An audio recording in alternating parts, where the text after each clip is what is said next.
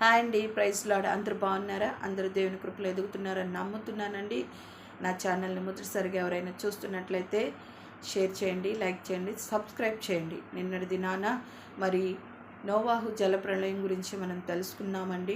40 దినములు 40 పగళ్ళు రాత్రులు కూడా మరి ఆ యొక్క భయంకరమైన వర్షాన్ని దేవుడు భూమి మీదకి రప్పించి ఉన్నాడు. ఆ సమయంలో నోవాహు కుటుంబంతో పాటు మరి భూజంతువులు, ఆకాశ పక్షులు సమస్తాన్ని కూడా మరి తనతో తీసుకెళ్ళమనే